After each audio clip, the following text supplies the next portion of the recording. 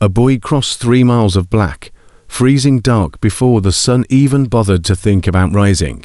13 years old. No jacket that actually kept out the cold. No cash in his pockets. 3 days since he'd had anything you could honestly call a meal. In front of him, past a chain-link fence crusted white with frost, close to 100 motorcycles sat rumbling low, like a metal army still deciding whether to charge forward or hold its ground.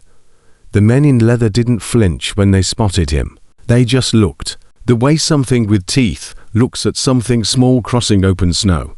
The boy stopped at the gate. His eyes landed on the emblem, sewn into the chest of the nearest man, a patch the size of a closed fist, faded and frayed along the seams, and his jaw locked the way a jaw locks when a person is holding on to the last thing they've got with everything they have left. Then he spoke 7 words, and 100 grown men went completely silent. My father's name is on your vest. If your pulse just picked up, good, you're exactly where you're supposed to be. Hit subscribe, tap that bell. Don't miss a single one of these. Every week, we bring you a story like this, raw, true to the bone, the kind you don't shake off after the video ends. Smash that like button, and drop a comment telling me your city and your country. I want to watch this story travel the whole planet. Now, let's rewind. Let's go back to where it actually started. The cold that rolled over Ridgecrest County in the last week of November wasn't the pretty kind you see in sweater hats, the kind that smells like cinnamon and comes with a fireplace. This was the mean kind, the kind that crept down off the ridge before dawn and found every crack in the world, the gaps in porch boards, the pages of a forgotten book by a drafty window, the space between a boy's ribs after he'd been breathing it in for far too long. Eli Mercer had been breathing that cold for 3 straight days, not because he had nowhere warm to go. He had a home, 4 solid walls, working windows, and a propane heater with a quarter tank still left in it. He was cold because he hadn't switched that heater on since Tuesday, and today was Friday. Same reason the fridge held nothing but a jar of pickle brine gone cloudy and half a box of baking soda. The power bill was $32 past due. He knew the number by heart because he'd pulled the final notice out of the mailbox 3 weeks back, carried it inside, and set it on the kitchen table there beside his mother's coffee mug. Then he'd waited. 4 days passed. He moved it to the counter by the sink. Somewhere she'd have to look at it every time she filled a glass. 6 more days went by. He put it directly on top of the TV remote, the single object in the house she still reliably reached for. That had been 9 days ago. The notice hadn't moved an inch. She hadn't touched it, paid it, or so much as said its name out loud. So Eli made a choice. 13 years old, and he made the kind of decision which grown adults spend their whole lives avoiding. The decision to quit waiting for someone else to fix things and go fix them himself, even without the age, the tools, the authority, or any clue how it would turn out. He'd walked to the gas station out on Route 9 and asked Mr. Pletty if there was any work for a few bucks. Pletty had looked at him with that same expression every adult in the county wore around him lately. Sympathy tangled up with discomfort, the kind that feels bad for you, but not bad enough to actually step in. He handed Eli $2 and told him to come sweep the lot after school. Eli swept it. The next morning, before class, he came back and asked if there was more. Pletty let him restock the back cooler and wipe the soda machines. $3 more. $5 total in 2 days. $32 was a long way from 5. Thursday night, lying on his mattress in the dark, both coats on, both pairs of socks he owned pulled up, Eli stared at the ceiling and thought about his father. He didn't let himself think about him often. Thinking about his dad opened up a particular ache that didn't have a clean edge to it. Not sharp like a cut, not heavy like grief, more like pressure building inside something never built to hold it. His father had walked out when Eli was 9, not with shouting, not with a slammed door, none of the movie scenes. He'd simply been standing at the stove one evening, scrambling eggs, humming something low and off-key, and some weeks after that, Eli understood his father wasn't coming home. No goodbye, no note, But before he vanished, and Eli had replayed this moment so many times he could no longer be sure whether he was remembering the real thing or just a groove worn into his memory of it. His father had told him something. Asterisk. If you're ever stuck somewhere you can't dig yourself out of alone, if it gets bad enough that you're out of options, find the men wearing the Ironbound Riders patch. Tell them you're Caleb Mercer's boy. Asterisk. He'd said it the way people say things they never actually expect to need. Insurance talk. The kind you say to feel prepared without truly believing it'll ever matter. Eli had been 9. He'd tucked it away under things Dad said that probably don't mean much.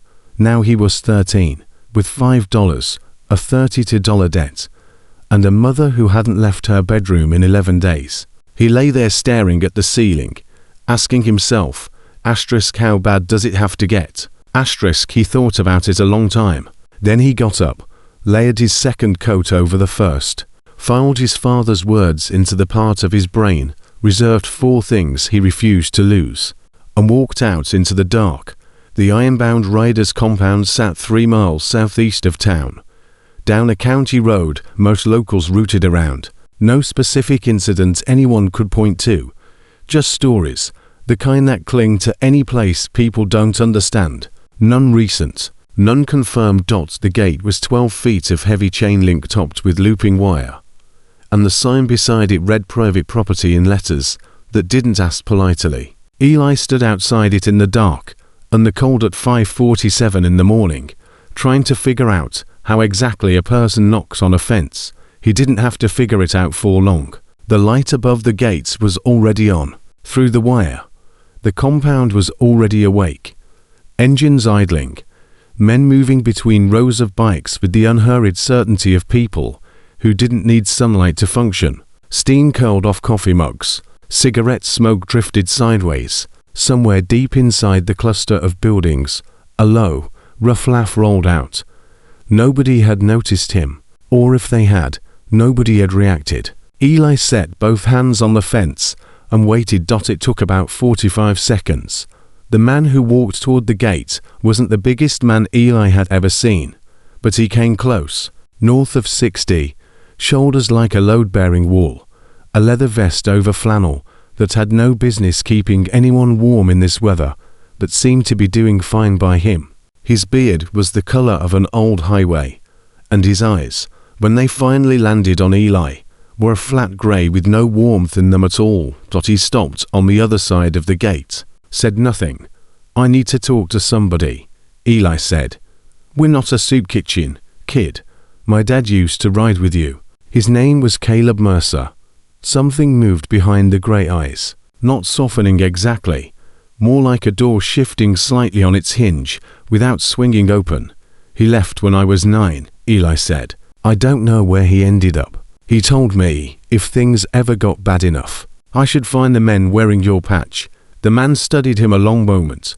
The 2 coats, the color of his lips, the dark hollows under his eyes from too many nights spent doing math with numbers that never added up.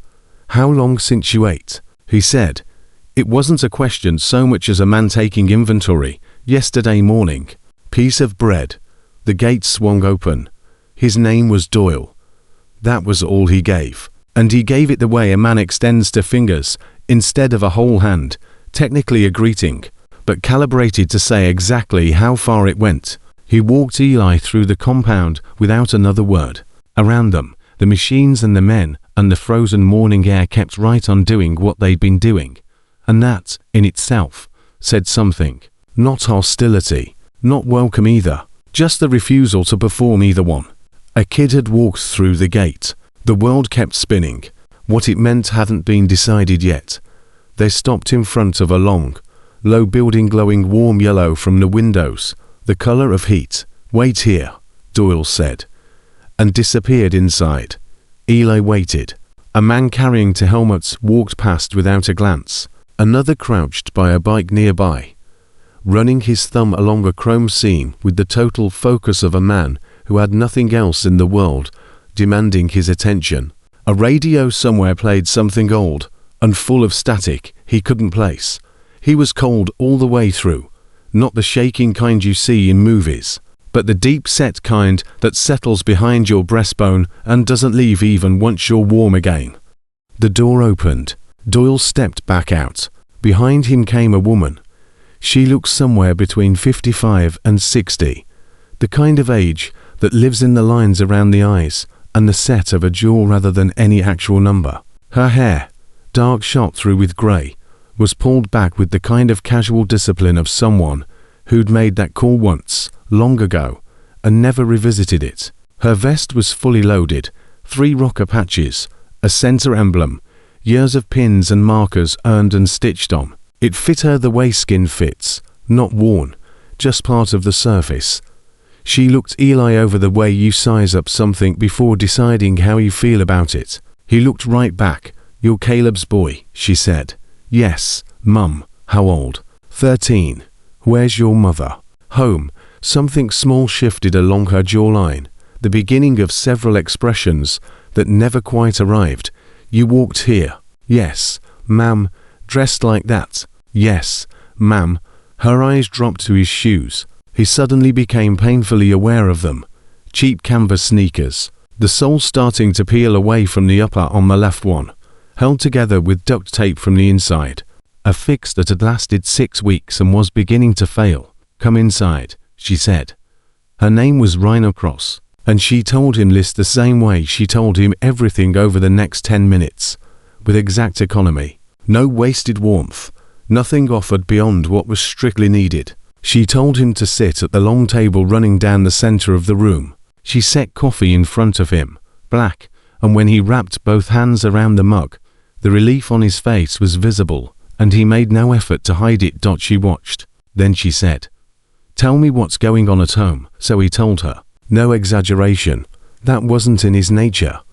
And it also wasn't strategy. Eli had learned early that dramatizing things made adults uncomfortable in a way that shifted their focus onto managing their own feelings instead of the actual problem. So he laid it out in order. The bill, his mother's withdrawal, the $5, the 32 owed, the nights with no heat, his father's old instruction. When he finished, Reiner said nothing for a moment. "What is it you want from us?" "Not charity," he said immediately. She raised one eyebrow a fraction of an inch. "I'll work," he said. "Whatever you need. I can clean, carry things. I'm good with my hands." He paused. "I just need to cover the bill and get some food in the house. After that I'll figure the rest out myself." "Good with your hands," she repeated. Not a question. "Yes, ma'am." She stood. "Come with me." She led him to the covered work bay, open on one end to the frozen morning. 8 motorcycles lined up, each one carrying weeks of road grime and winter salt. She handed him a bucket, a stiff brush, a rag. "These need cleaning," she said. "Do it right, you eat. Do it right twice, you eat twice. That's the deal here." She left him alone with it. He stood holding the bucket, looking at the row of machines. Beautiful the way genuinely functional things are beautiful. Not decorative, but purposeful. Built to do exactly what they were built for and nothing else. He filled the bucket at the spigot and got to work. He was thorough. Not because anyone was watching. Nobody was. But because thorough was the only way he knew how to work. Half-finished effort got noticed for all the wrong reasons. And invisible work only stayed invisible when it was actually complete. He went bike by bike, section by section, brushing grime out of the engine housing, working salt off the chrome with slow, patient strokes, rinsing again and again until the finish came back to life. He didn't clock the first person watching him until a man on an overturned crate about 15 feet off, sipping coffee and pretending to do nothing, angled just so he could watch the bay without appearing to. Somewhere in his late 40s or early 50s, with the kind of stillness that comes from doing hard things for a long time, not restless waiting, but trained patience. After 40 minutes, the man walked over, crouched by the rear wheel Eli was, scrubbing. "You're doing the undercarriage," he said. "It's the dirtiest part. Most people skip it. Most people are wrong." The man made a sound that might have been a laugh. "Boone Keller." "Eli Mercer." Boone stood. looked him over with an expression less like judgment and more like cataloguing something for future use. You know anything about engines? Some. I learn fast. How fast? Fast enough. Boone nodded once and walked off. By the time Eli finished the fourth bike, the cold had gotten so deep into his fingers, he was working by feel and focus rather than sensation. He didn't stop. Stopping meant deciding whether he could keep going. And he already knew the answer. He could keep going because stopping meant walking home, and home meant the bill. The $32. His mother behind a shut door, the empty fridge. That was a worse cold than the one in his hands. Raina reappeared halfway through the fifth bike. She circled the four finished machines in silence, ran a thumb along one undercarriage, checked chrome on another, glanced at the bucket, black grey now from grime, refilled twice. Stop, she said. He stopped. Come inside. At the long table, she set a plate in front of him, to fried eggs, 3 strips of bacon, to thick slices of sourdough grilled until the edges went dark and the centers turned hot all the way through. 8 glass of orange juice, a second coffee. He looked at it a beat too long, not from uncertainty, but because food that looked like this, made with actual care, needed a second to register. Then he ate, carefully, deliberately, the way someone eats who's learned not to rush when they're truly starving. Someone who knows the body plays tricks after too little food for too long. He finished every bite. Rhino drank her coffee and watched. You owe me 3 more bikes, she said when he finished. I know, you'll finish tomorrow. He looked at her. You're not worried I won't come back? I'm not worried about much, she said, but I'd like to know why your father sent you here. There was weight in that sentence that had nothing to do with the words themselves. The way she said, your father carried texture, not grief exactly, but something carried a long time that hadn't fully left. He just told me to find you, Eli said. Said you'd help. He said it 4 years ago. And you waited 4 years. He looked at his empty plate. I kept hoping it wouldn't get this bad. She was quiet a moment. Where do you think he is? There was a real answer to that question somewhere, a factual one, existing in the world, whether Eli had access to it or not. He didn't have it, and not having it was something he'd made peace with, the way you make peace with an old injury, by learning to move around it. I don't know, he said. I stopped thinking about it.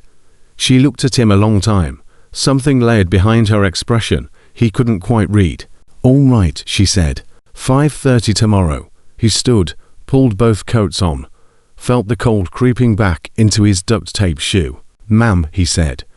She looked up. How long has his name been on your vest?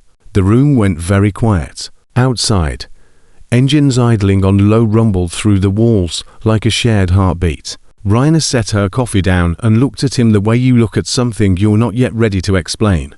Long enough, she said. He walked home through the grey pre-dawn with 2 eggs, 3 strips of bacon, and a glass of orange juice sitting inside him, a small fire in an otherwise empty house. It wasn't enough to fix anything. The bill was still unpaid. His mother still behind that door, school in 2 hours, 4 nights running on less than 4 hours of sleep. But something had shifted. He couldn't name it exactly. Not hope. Hope had a brightness to it, a willingness to be wrong, that this didn't have. This was something harder than hope, more cautious, more aware of everything that could still go wrong. But it was something. He slipped in through the back, moved quietly past the utility notice still perched on the remote, past the fridge humming to itself in the dark. He stopped outside his mother's door and listened. The particular silence behind it, heavier than sleep, more deliberate, told him she was awake, but not coming out. He'd learned to read the different silences in this house, the way a sailor reads weather. He set his alarm for 5 o'clock, lay down in both coats, on top of the covers, and was asleep within 2 minutes. The next 3 days settled into a rhythm, new, strange, and quietly steadying. 5:30 at the compound. The last 3 bikes, finished in 90 minutes that first morning. After that, Raina found him other work, sweeping the bay, organizing a storage room stuffed with 5 years of misplaced parts, hauling propane tanks to the heaters. He did it all without complaint, without unnecessary talk. The men noticed him differently now. Most kept their distance, but something in the quality of their attention had shifted. The way you notice a room's temperature changed without catching the exact moment it happened. Boone was the exception. He had a way of showing up nearby that felt neither accidental nor forceful, always working on something adjacent, deliberately close without ever announcing it. On the second day, he handed Eli a printed motorcycle diagram and said nothing. On the third, he asked what Eli saw. When he looked at it, Eli studied it. "It's wrong. This part here." He pointed at the fuel line schematic. "The routing's off. That's not how it connects." "How do you know that?" "I've been looking at these bikes 3 days straight. I can just see how things fit together. Always could. Can you do that with text?" Eli's jaw tightened. A small movement, but Boone caught it. "No," Eli said. Boone said nothing, took the diagram back, and walked off. The next morning, he was waiting with 3 fresh diagrams and actual engine parts laid out on a bench in real configuration. "Point to where the air filter connects," he said. Eli found it in 4 seconds. "Now on the diagram, 3 more seconds. Now tell me what's wrong with how it's labeled." Eli stared at the text longer this time, jaw tight again, something closer to translation than thought, the effort of moving information between 2 systems that didn't naturally talk to each other. "I can't read the small print." "Right," he finally said. "What do you mean?" "It moves. When I stare too long, the letters shift around." Boone went quiet. "How long has that been happening?" "Always. Since I started reading." Boone's expression worked hard to stay neutral over something that wasn't. "Has anyone ever told you?" he said carefully. "That might not be your fault." Nobody had. Not one teacher, not one counselor, not the vice principal who'd called his mom in 3 years back to talk about slipping grades. Not one adult who could have seen the pattern had ever said those words to him. The silence stretched. "All right," Boone said. Something in his voice Eli couldn't quite place. Not pity. Nothing about Boone read as pity. Something older. Something that had lived long enough to know the difference between a kid who fails and the kid the system failed. "Let's try this a different way." On the 6th day, Eli came home from school to find the power bill paid. He stood in the kitchen, staring at the propane heater, running now, warmth rolling off it in invisible waves, and felt something in his chest that was either gratitude or fury, and couldn't quite tell which. Because they were occupying the exact same space, he confronted Raina before she could say a word the next morning. "You didn't tell me you were going to do that." "No," she said. "That wasn't the deal. I was going to pay it back myself." "I know. Then why?" She looked at him while the compound went about its usual morning business around them. "Because the deal was work for food. The bill was separate. It needed handling. I could have handled it. Not in time. And you know it." He stood there, both coats, shoe fraying at the seam again. "I don't want to owe people." "You don't owe me anything," she said. That layered look returning. "Your father did something for this club a long time ago. We never finished paying him back. Consider the bill a partial payment on an old debt." Eli stared at her. "What did he do?" She picked up her coffee. "That's a longer conversation. One we'll have after you've eaten. And it's not 5:40 in the morning." She walked away, and Eli stood in the cold with a question burning a hole through everything he thought he understood about his father. And for the first time in 4 years, the absence of him wasn't just empty space, but something with shape, weight, the suggestion of a story someone in this compound already knew and hadn't told him yet. That question followed him for 11 days, not as background noise, but with actual weight. A coal sitting just below his sternum, unsure whether to go cold or catch fire. He worked 5:30 to 7 o'clock. Then school. Then back in the afternoons when there was daylight left, working until Raina told him to quit. It was the most stable rhythm in his life. Not a high bar, but not nothing either.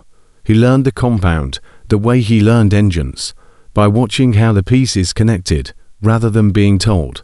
The men who arrived earliest slept the least, and the ones who slept the least usually carried that particular hollowed look of men who'd brought something home from somewhere that hadn't wanted to come. The long building at the far end was where the chapter met formally, door never left open, silence around it different and heavier than any other closed door on the property.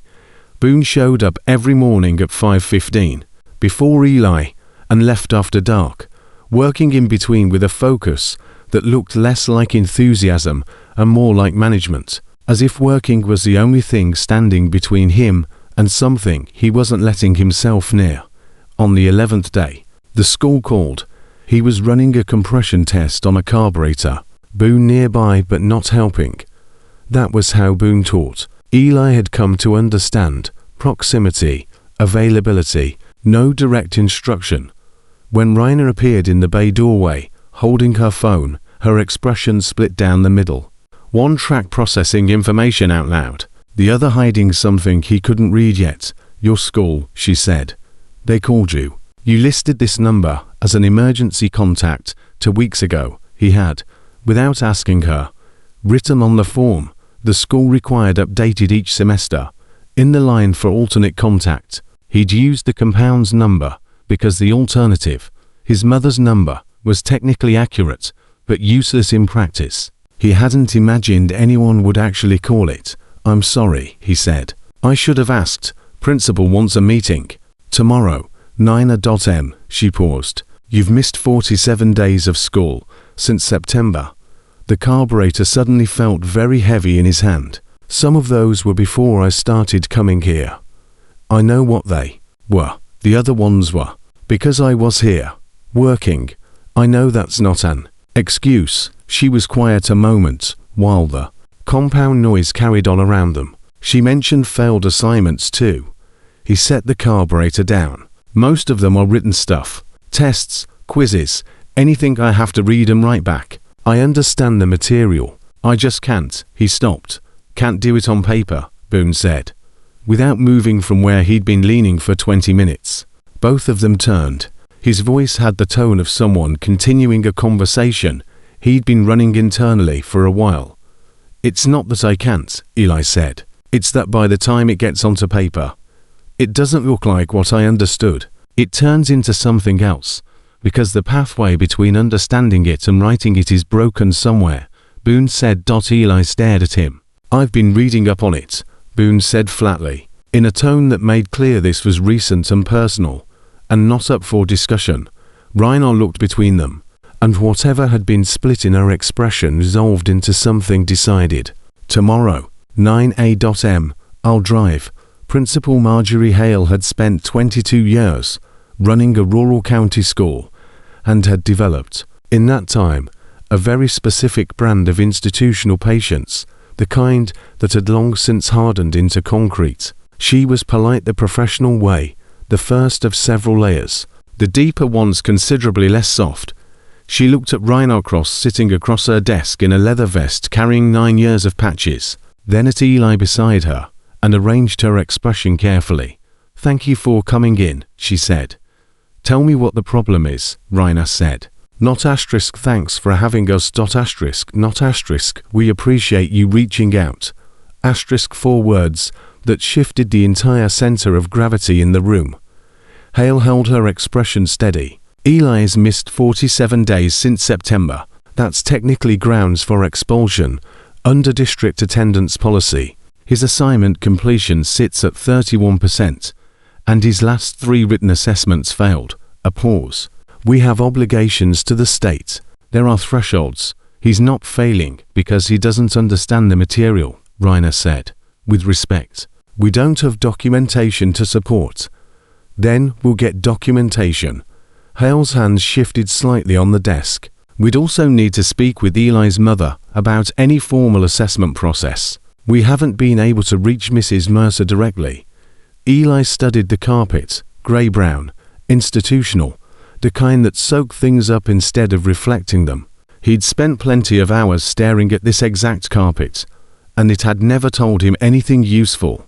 I'll handle communication with Darla, Raina said. And what exactly is your relationship to Eli?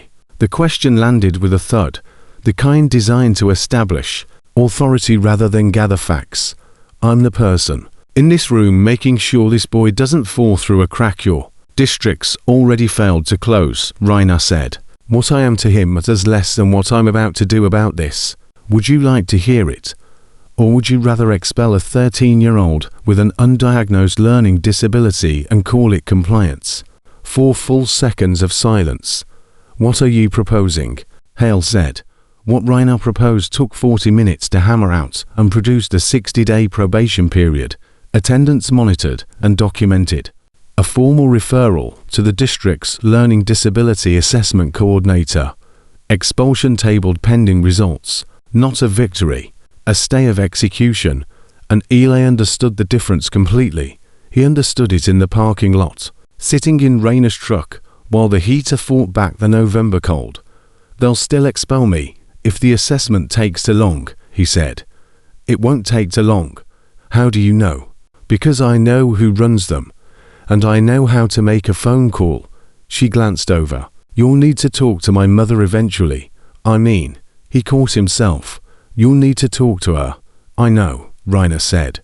She's not. He stopped, tried again. She has bad days. Most days lately are bad days. She might not. I've handled complicated situations before. She doesn't like people. She doesn't know. Most people don't. He looked out at the school shrinking behind them, the flag out front flapping mechanically in a wind that had no particular intention behind it. What did my father do? He said. For the club. The truck pulled out onto the county road. Rainer didn't answer right away. Why now? She finally said. Because you keep not telling me, and the longer you don't, the more I think it's something big enough to change everything. She drove. The road stretched grey and bare toward the ridgeline like an unfinished sentence. It will, she said eventually. Change things. Then tell me. Not yet. Why? Because right now you need to focus on the 60 days. The assessment. Your mother. One thing at a time. Eli. He understood the logic. Even agreed with it. Rationally. But the part of him that had been forced to grow up fast, that had built a whole life around an absence, the way you build a room around a load-bearing column, that part was done waiting. He didn't say any of it. He watched the road and let the truck carry them home. Rainer met with Darla Mercer 4 days later. Eli wasn't there. He was at the compound in the bay, hands buried in something that demanded enough focus to keep the rest of his brain from spinning through every possible version of that conversation. Boone was there, working on his own bike, a project that never seemed to have a start or finish point. An hour passed. She's not going to hurt her, Boone said. Without looking up, Eli hadn't said anything. He looked over. Rainer, Boone clarified. Your mother. She's not going in there to judge anyone. She's going in to build a working relationship. My mom doesn't do well with authority. Rainer doesn't have authority over your mother. She acts like she has authority over everything. Boone's mouth twitched. Not quite a smile. Yeah, he said. She does. There's a difference between acting like it and actually having it. Your mother's an adult. She can make her own calls. That's the problem, Eli said quietly. Boone set his wrench down deliberately. The kind of movement that meant full attention now. How long's your mother been like this? Eli thought about how to answer honestly. There was a version of her before his dad left, a version after, and a newer, worse version that had shown up more recently. And pinning down exactly when each one replaced the last required a precision of memory he didn't fully trust. Worse after Dad left, he said. But I think she was already. He stopped. I think he was the thing holding it all together. When he left, there was nothing holding it up anymore. Boone looked at him. And you became the thing holding it up. Not a question. The kind of statement people make when they arrive at the same place from a totally different direction and want confirmation they're looking at the same view. Eli didn't answer. He picked his work back up. Rainer came back at 6:15. She found Eli eating dinner at the compound, a habit that had quietly started without anyone announcing it, and sat across from him, pouring coffee from the pot at the table center. 3 men played cards at the far end, low-key, the way men play cards, not to win, to keep their hands busy while their eyes and ears stayed sharp. One of them, Trace, missing the top joint of his left ring finger with no explanation ever given, glanced up when Reiner sat and went back to his cards. "How is she?" Eli asked. "Alive," Reiner said. "More present than I expected." "What did you tell her?" "The truth. What's happening with the school, what the assessment involves, what we're doing to help you, and what we need from her to make it happen." "What do you need from her?" "Her signature on the consent form. Can't move forward without parental authorization, so sign it." A pause, small, contained, but there. She said she needed time to think. Eli put his fork down. "How much time?" "She didn't say. There's 60 days. "I know about the 60 days. The card game to seats down had gone quieter, not stopped, just letting their ears do a little extra work. "What happens if she doesn't sign it?" Eli asked. "She will. But what happens if she doesn't?" "She will," Reiner said again. And something in her voice wasn't reassurance. It was closer to a decision, already made in a room he hadn't been in yet. He looked at her. Something in her face was running that sang to track processing, and one track was moving faster than the other, and he still couldn't fully read it, but he could tell something had shifted, that she'd come back from Clearwater Road carrying more than what she'd told him, and whatever that weight was, she'd already made a call about it without consulting him. He was 13. He understood adults made decisions without him. He'd lived inside those decisions his whole life. But this one felt different. He went back to eating. The assessment referral was formally filed on a Monday. By Wednesday, Eli came home from school to find foreign familiar bikers sitting in the main building, and the air inside felt wrong. Not violent, not hostile, but pressurized, the specific tension men carry when they're in a room with an unresolved disagreement. He froze in the doorway. Doyle sat at the head of the table, Rainer's usual seat, his face running that inventory from the first morning, but turned inward now instead of out. One of the four strangers looked up when Eli appeared, late 40s, hard in the outdoor weathered way, not gym hard, compressed past the point of flexing. His patch bore the same general shape as the Ironbound Riders, but different colors, different symbol. "You the Mercer kid?" the man said. Not really a question. Yeah, the man studied him the way Boone studied things, but where Boone's attention read like a builder assessing raw material, this man's read like someone hunting for a specific thing and confirming it was there. "You look like him," the man said. Eli's chest tightened. "You knew my father." Knew him, past tense. Something cold rolled through the room that had nothing to do with the temperature. "Hargrove," Doyle said. Hargrove looked at Doyle. A whole conversation passed between them without a word. "Kid should know," Hargrove said. "Not here. Not now. Rainer's been holding this." I said not now. The silence that followed sealed itself around something the way pressure seals around a locked chamber. Eli stood inside it, feeling the shape of what was hidden without being able to see it directly. "What should I know?" he said. Nobody answered. Not Doyle, not Hargrove, not the three strangers watching with the practiced blankness of men who knew exactly where the line sat and had positioned themselves precisely behind it. "What should I know?" he said again, flat, clean, without any theatrics. The very thing about Eli Mercer that consistently threw people off, because they expected a desperate 13-year-old and got instead a kind of bedrock calm. Not performed calm, actual calm.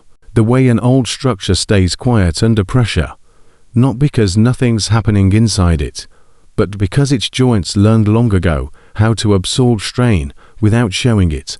The door opened behind him. Reiner walked in, took in the strangers, Doyle, Eli standing in the middle of it all. "Eli, work bay. I want to know what's happening. Work bay. I'll come find you." He went, but only as far as the covered passage connecting the main building to the work bay, and stood there in the cold, listening through the wall. He couldn't make out words, just rhythm, Rainer's voice level, then Hargrove's, shorter and pressured, then Doyle's, brief and directive, then a stretch of lower voices he couldn't pass at all. Then one sentence from Hargrove, louder than the rest, punching through the wall with force, but no clarity. Then silence. Then Rayner's voice alone, going on a long while. Eli stood in the cold passage, breath fogging, hands buried in his pockets. The question burning wider now, fed by Hargrove's face. That past tense, asterisk you look like him asterisk, and Doyle's asterisk not now asterisk, which meant there was asterisk now asterisk coming, later. Something specific being timed and managed. His father was dead. He didn't know it for certain. Nobody had said the words, but Hargrove's face had said them in that first unguarded fraction of a second. The compound's whole reaction to his opening line at the gate had said them too. The weight in Rayner's voice every single time she said, asterisk your father asterisk had said them. He was 13 years old, and had carried an absence for 4 years. Now that absence had a different shape. Not asterisk, where is he asterisk, but asterisk this is where he is asterisk. The difference between those two things was the difference between a door that might still open and a wall. He stood there and breathed. He didn't cry, not because he was holding it back, but because the feeling was still forming, still shapeless, and you can't cry over something that hasn't finished becoming what it is. The door opened. Rayner stepped out, saw him standing in the passage instead of the bay, and stopped. He's dead, Eli said. She didn't move for a moment. Her face didn't do anything dramatic. It held the weight the way someone holds something they've carried long enough to know exactly how heavy it is. Double quotes yes, she said. One word, clean, offered without softening, because he hadn't asked for softening. He'd asked for truth, and she understood the difference. When, he said, 8 months after he left you, about 3.5 years ago. How? She paused, not reluctance, but sequencing, deciding what could bear weight now versus later. That, she said quietly, is tied to everything else. Why he left, what he did for this club, why his name's still on our vests. Tell me. All of it. She looked at him a long time. Your father didn't just walk out on your family, she finally said. He was protecting someone inside this club. There were people outside who wanted that person found. Your father made sure they found him instead. He led them away from us, bought us the time to handle it. The cold in the passage felt absolute, and they found him, Eli said. Double quotes yes. Who? She shook her head. Not evasion, limitation. The specific gesture that says asterisk, this conversation can't hold what's coming next. Asterisk was it handled? Eli said. Double quotes yes. The person he was protecting has been safe 3 years now. He stood with all of it settling. He knew, he said slowly. When he told me to find you, he already knew something was coming. I believe so. He wasn't leaving me, Eli said. He was making sure someone would catch me. The realization moved through him, something shifting under a foundation, not collapse, but resettling into a new, more stable configuration. His father hadn't abandoned him. He'd made the only trade available to him, and then made sure the people he trusted most in the world knew exactly where his son would eventually show up. His phone buzzed. The school's main line. He listened for 45 seconds, hung up. CPS called the school, he said. Someone reported the situation at home. Caseworkers coming tomorrow morning, he paused. If the house is what it's been, they'll pull me out of my mom's custody. Something fast and decisive crossed Rayner's face. Nothing careful about it, this time. Get in the truck, she said. Where are we going? Your house. And I need to make calls on the way. The house on Clearwater Road looked worse by night, not dramatically. Nothing you could point to, a name, but the slow kind of decline that happens in increments small enough that whoever lives inside stops noticing. Soft boards on the porch. A gutter torn loose on the east side, water running straight down the wall, paint bubbling in a long dark stripe. A crack running diagonal across one window, sealed with yellowed cork starting to fail. Rayner knocked. Darla answered, looking like someone who'd been awake too long, not the functional kind of tired. 41 and worn thin, the way that measures time by distance traveled rather than years past. Her hair was clean, which surprised him. She'd made an effort, visible and clearly coarsely. She held the door with both hands, the way people hold doors when they haven't decided how far to open them. What happened? She said. Nothing yet, Rainer said. Can we come in? The kitchen took 20 minutes to make presentable. Not a disaster. Just the kind of disorder that builds up when one person with limited capacity is running a space built for two. Dishes stacked past a single day's worth. An open mail arranged into piles that suggested awareness without follow-through. The fridge held 4 eggs, a half block of cheese, 2 sodas, leftovers past their prime. Darla watched Rainer open it without comment. Her silences, Eli had learned, came in gradations. The silence of being nowhere near present. The silence of understanding without capacity. The silence of choosing to let something happen, because stopping it cost more than she had. This was the third kind. Child Protective Services has been called, Rainer said. Closing the fridge. Caseworkers coming tomorrow. I don't know what time. Darla's hands folded together.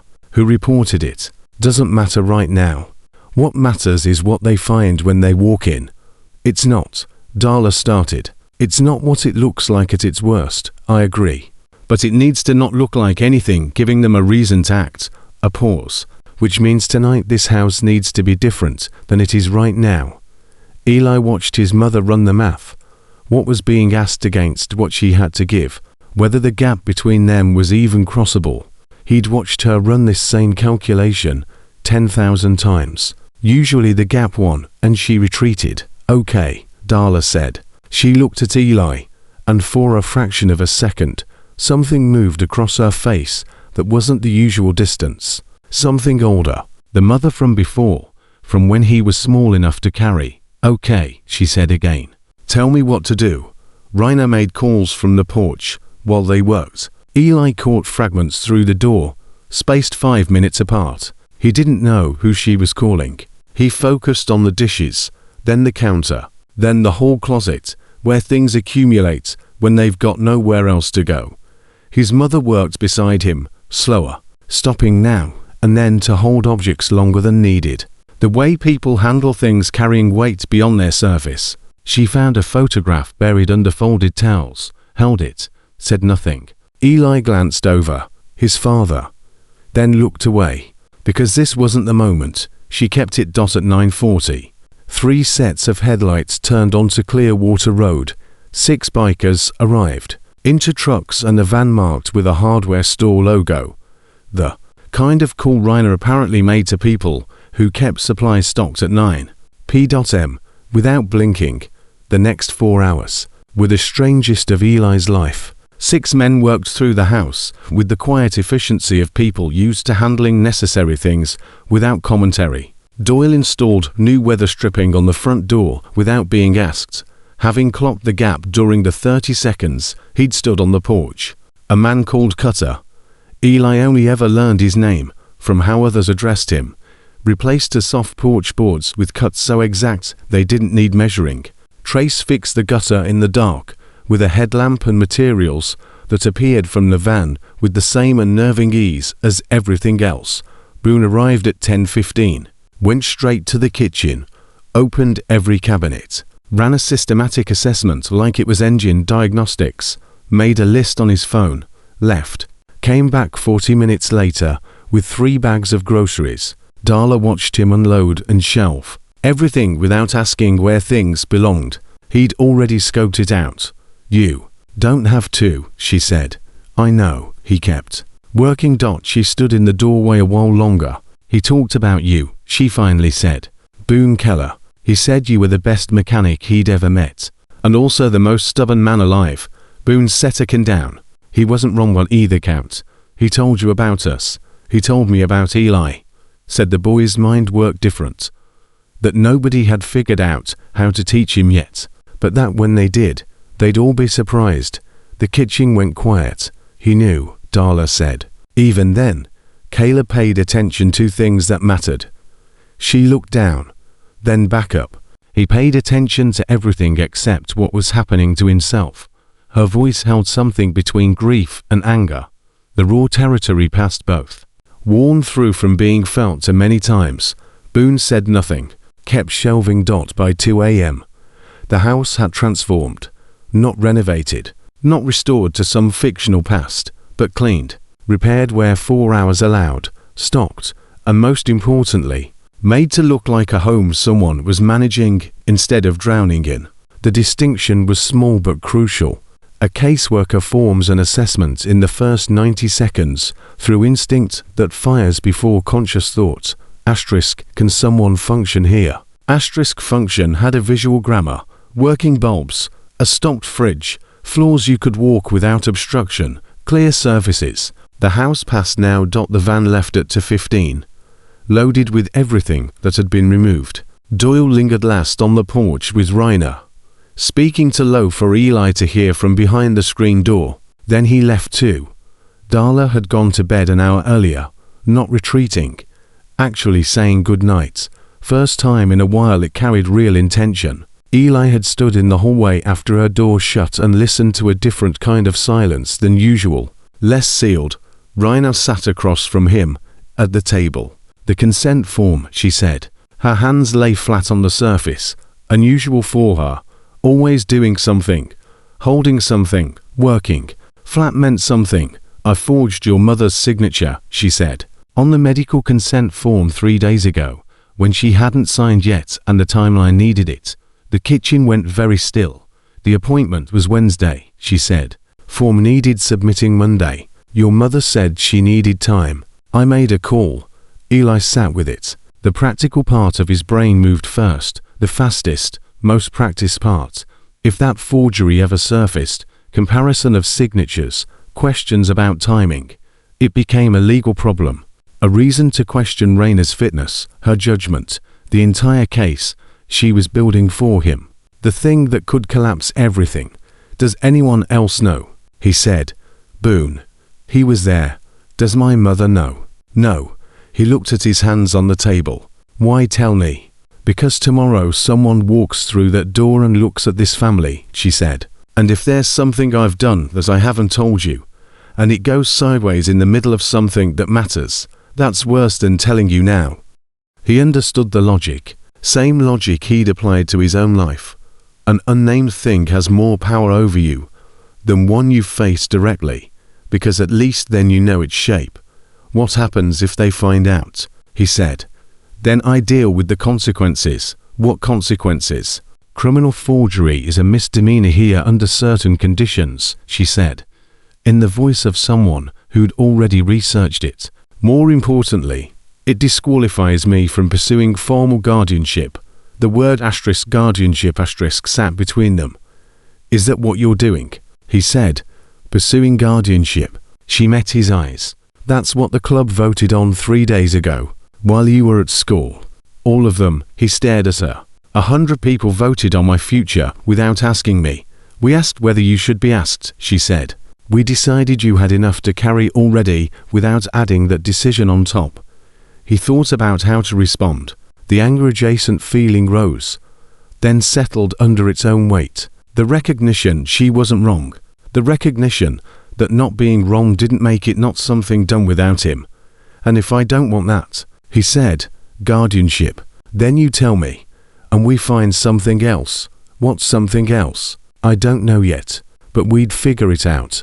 He looked at her a long moment. Outside, the night carried that particular deep silence of late November, not peaceful, but compressed, the world holding its breath between one cold day and the next. Very faint, far down the road, a motorcycle circling at low speed. One of the compound's men making rounds, unannounced, unasked for, simply present the way certain kinds of protection are, peripheral, deniable, real. Okay, he said. I'll tell you what I want after tomorrow. Once I know what tomorrow looks like, she nodded. Stood to leave, 2:30 in the morning. Caseworker coming. Everyone needed rest. At the doorway she paused. Eli, your father wouldn't have sent you to people he didn't trust completely. Whatever you're working out about him, whatever shape it's taking, hold on to that part. She left. He sat in the kitchen that now smelled of soap and fresh wood and Boone's grocery run, turning her words over against the light inside his chest. His father had trusted these people enough to die for them, and then trusted them enough to send his son their way. He didn't know yet what to do with that, but it was there. The caseworker arrived at 8:55 the next morning.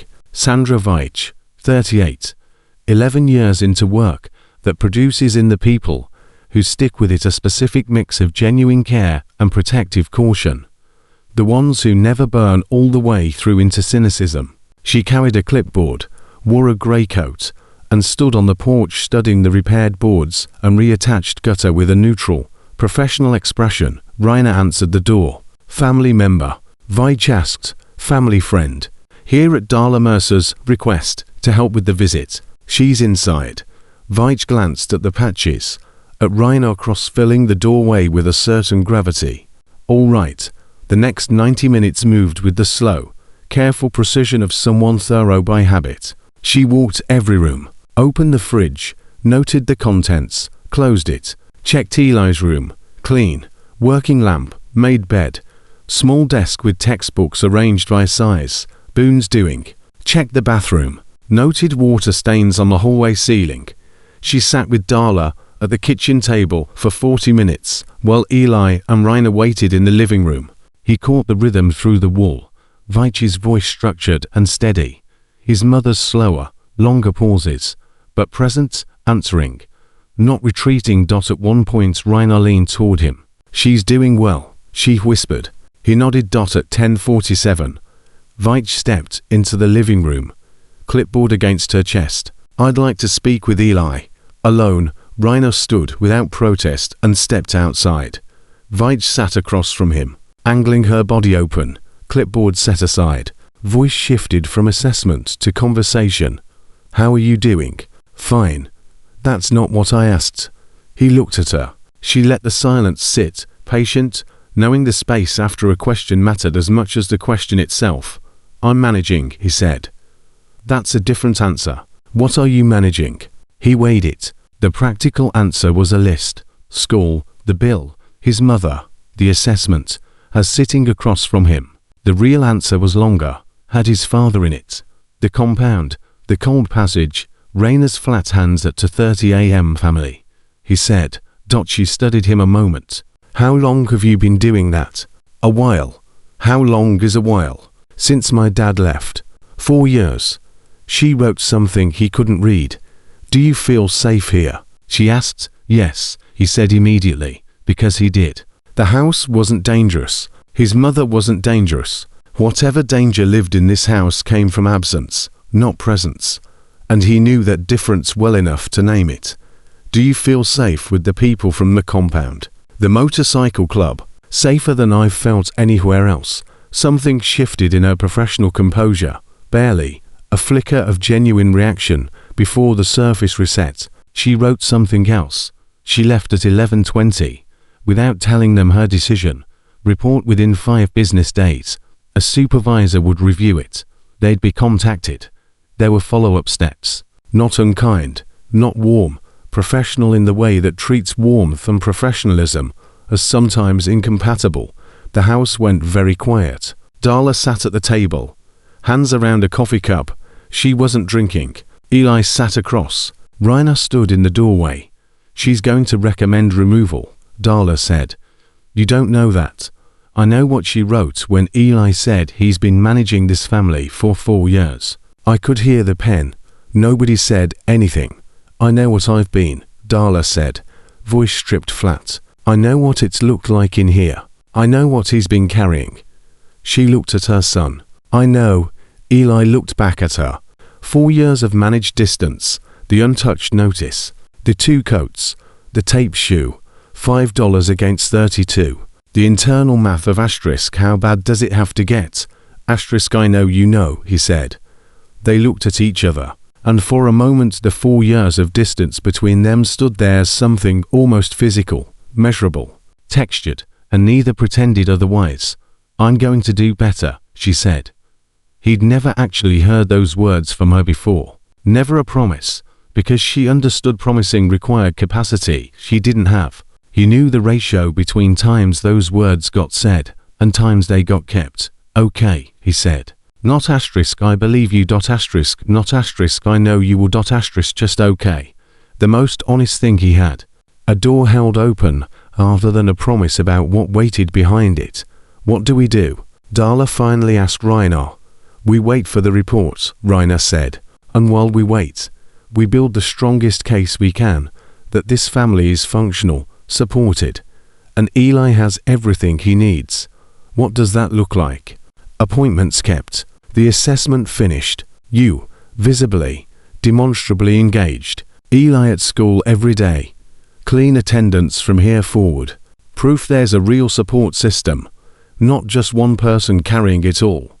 Darla was quiet. They fixed my house, she finally said. At night, 6 men I've never met. Yes, Rainer said.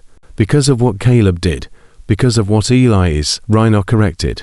Caleb opened the door. Eli walked through it on his own. The kitchen sat very still. Then Eli's phone rang. A text. Unknown number. He looked at it. 4 words and a question mark. Asterisk does she know yet? Asterisk he read it twice. Then looked up. Rainer was already watching. Had already seen his face shift. Her own expression sharpening fast. Show me, she said. He held the phone out. Something moved across her face. Fast, controlled, coming out the other side, different than before. Not the 2-track processing. Something colder, more direct. The look of someone whose suspicion just got confirmed. What does that mean? Darla said. Who is that? Rainer was already dialing, already stepping into the hall, voice low. Fragments carried through. Urgency, rhythm, a name repeated twice, that Eli caught clean through the wall. Hargrove. His stomach dropped. He looked at the message again. Asterisk does she know yet? Asterisk did Darla know? Know what? He thought about Hargrove's face. Past tense. Asterisk you look like him. Asterisk Doyle's asterisk not now asterisk. Managing timing. Not denying truth. He thought of what Rainer had told him in the corridor. Asterisk he was protecting someone. Someone inside this club. Asterisk someone who'd asterisk been safe for 3 years. Asterisk he stood. Walked to the hallway. Rainer stood at the far end, phone pressed to her ear. Her free hand held tight against her side. The physical effort of keeping reaction from overriding control. How long have you known? A pause. And you didn't tell me. Longer pause. Then, quietly, in a register he'd never heard from her. Does she know it was us? The floor under Eli's feet felt different, not literally. Same boards, same creak by the bathroom. But the feeling of standing on it had changed the way it does when you understand something beneath the surface isn't what you thought. Asterisk does she know? It was us. Asterisk the person his father had died protecting. Safe for 3 years. The person Rainer was just asking about. He looked back into the kitchen. His mother at the table, both hands wrapped around untouched coffee. The woman who'd stopped functioning the day her husband disappeared. Who'd let a stranger reorganize her kitchen at 10 p.m. whose grief carried a strange, specific weight. Not the grief of someone abandoned. He understood now. But the grief of someone carrying a secret she couldn't hand to her son. Something sealed inside her bedroom for 4 years that looked from outside like withdrawal but was, from inside, something else entirely. Rainer came back into the hall, saw his face, stopped. My mother knew, Eli said. She knew Dad wasn't coming back. Rainer went very still. She knew what happened to him, he said. And she didn't tell me. Eli, don't, he said. Don't tell me she was protecting me. Don't tell me that's what 4 years of this was. She crossed the distance in 3 steps, put both hands on his shoulders, looked at him from 18 inches away, her face stripped of every layer. She was broken, Eli. She was broken by it. That's not the same as choosing to hurt you. A broken person makes broken decisions, and those decisions carry broken consequences. That's not the same as not loving you. He looked at her, the pressure in his chest right at its limit, not past it, but exactly at it, the point where a structure still holds only because nothing more has been asked of it. What did my father die for? He said. Exactly. I want all of it. She looked at him a long moment, then let her hands drop. stepped back, and finally gave him the things she'd been managing the timing of since that first morning. At the gate, your father found out someone was planning to expose a member of this club to people who wanted to hurt them, she said. Someone who'd spent years inside a criminal operation before getting out. There were dangerous people outside who believed that member had taken something when they left. Your father found the proof. He could have handed it to us and let us handle it. Instead, he went straight to the people hunting for her, confirmed he had it himself, and led them away from us, away from her, away from everyone. She paused. The member he was protecting wasn't a man. Eli stared at her. Darla Mercer spent 3 years inside a criminal operation before she met your father. She got out, built a life, and when the people she left came looking for her, your father made sure they found him instead. The hallway went silent. Your mother, Rainer said, is who your father died protecting. The floor moved under him, the way it moves when the ground beneath finally, irrevocably shifts, not collapse, the permanent end of the old configuration. The moment after which nothing can be understood the way it used to be, because the foundation itself has changed, and everything built on top of it has to be reassessed from the ground up. The silence lasted exactly 4 seconds. He counted without meaning to, the mind grabbing for something concrete while everything abstract fell. Then he walked past her, past the bathroom door, past the creaky board, and pushed into the kitchen. His mother looked up, saw his face, and he watched hers do the thing he'd misread 4 years as shutdown, as a system giving out under too much weight, and now recognized as something else, preparation, the settling of someone who's been waiting a long time for exactly this moment, hearing it finally arrive. You knew, he said. She set down her cup. Yes, one word, the same economy Rainer had used in the corridor when he'd asked if his father was dead, clean, unsoftened, because she understood he wasn't asking for softening, he was asking for truth, and it was the least she could give him after he'd given her the same thing about Asterisk doing better. Asterisk. He sat down across from her. Tell me, she told him, not everything.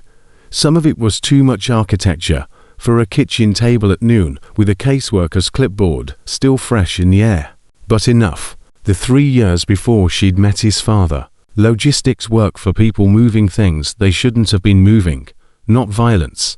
She was careful about that distinction, but the kind of work that enabled it. She'd known exactly what she was doing at 23, hadn't seen another way out of something that started small and grew until it swallowed her whole life. Then she'd met Caleb. He'd seen something in her she couldn't see in herself, not innocence. She was clear about that too. Not the fiction of someone who'd never done what she'd done, but the possibility of building something different on the other side of it. He hadn't rescued her. She'd left on her own, built the life on her own. He'd just been the one standing beside her while she did it. She thought the old life was sealed, believed it with the force people apply to things they can't afford not to believe. It wasn't enough distance. 3.5 years ago, when Eli was 9, contact came through channels she'd thought were long closed. Asterisk. We know where you are. We know what you took. Asterisk. She hadn't taken anything. She'd known something, witnessed something near the end that would have been catastrophic to the people running that operation if it ever reached the wrong ears. They decided knowing was as dangerous as holding, whether she'd acted on it or not. She told Caleb. He went to the Ironbound Riders because they had their own old history with the people involved, and because he trusted them more than anyone alive. He didn't tell you what he was going to do, Eli said. No, he just went. One morning he walked out and didn't come back. 2 days later Doyle stood on that porch and told me. He'd left a letter with Doyle, explaining what he'd done. Why? What about me? He left instructions with the club, in case things got bad enough that you needed them. Her voice cracked open now. The raw layer beneath the flat fact. He said to tell you, when you were old enough, that he hadn't left you. That's not what it was. But you didn't tell me. For 4 years. I know. I understand you were trying to protect me. I understand you were broken. Rainer told me. He paused. I'm trying to understand it, but I need you to know. I spent 4 years thinking my father chose to leave us. That's what I carried. That's what I walked 3 miles in the dark carrying. Her face broke, quietly. No flood, just the slow give in the muscles around her eyes. The loss of structure in her jaw, breath-turning effortful. I know, she said. Eli, I know he didn't leave us. No, she said. He didn't. They sat with it. Down the road, a motorcycle passed at low speed, sound rising through the walls and fading. Raina appeared in the doorway at 12:40, her face carrying the specific compression of someone managing new information in real time. We need to go, she said. Now, both of you. Darla stood. What happened? The text this morning. We traced it. Burner phone. But the tower it pinged is under 2 miles from this house. Hargrove's people spotted 2 vehicles rotating through this neighborhood the last 48 hours. We think the text came from inside. Someone trying to get out. Someone warning us to move you before. Before what? Darla's voice went flat again, old instinct kicking in. Before whoever sent it decides observing isn't enough anymore.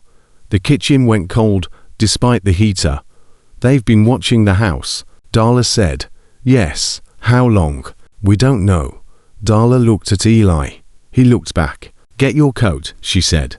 They loaded into Raina's truck. She avoided the main road, taking Belcher Creek Road south instead.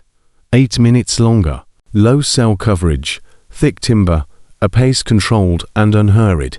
The pace of someone who understood that hurrying itself sends a signal, and signals weren't wanted right now. Eli sat him back with his mother, her hands folded in her lap, eyes fixed somewhere past the windshield, the look of someone running calculations, not watching scenery. How bad are they? Darla asked. Raina drove. On a scale. Darla pressed. How bad? Manageable. That's not a number. It's what I've got right now. Darla went quiet a moment. I know these people. How the organization runs. Who they answer to. Or I knew it. 3.5 years ago. She paused. Do you know? I know they don't move fast, Raina said. They observe, gather, build the situation before acting. They've been watching the house 48 hours, still in the build phase. But whoever sent that text just blew the timeline. They'll know we've been warned. Raina said nothing. How many men do you have? Darla asked. A pause. Enough. It was the first time Eli had heard an answer from Raina that felt like less than the full truth. He watched the timber blur past outside. Bare November trees, flat grey sky, light with no shadows anywhere. Raina, he said. She caught his eyes in the mirror. How many of them are there? She looked back at the road. We're working on it. Which meant she didn't know.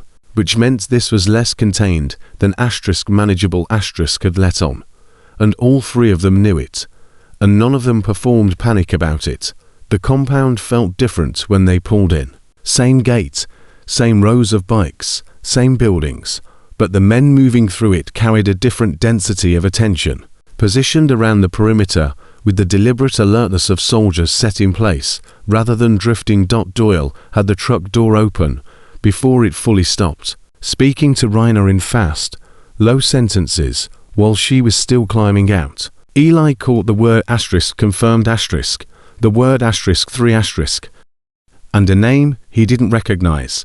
He helped his mother out. She stood in the yard, eyes scanning the perimeter with old professional instinct.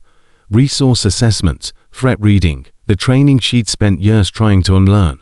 He watched her do it. She caught him watching, and something flashed across her face that might have been shame if it moved slower. Come on, he said, and walked her to the main building.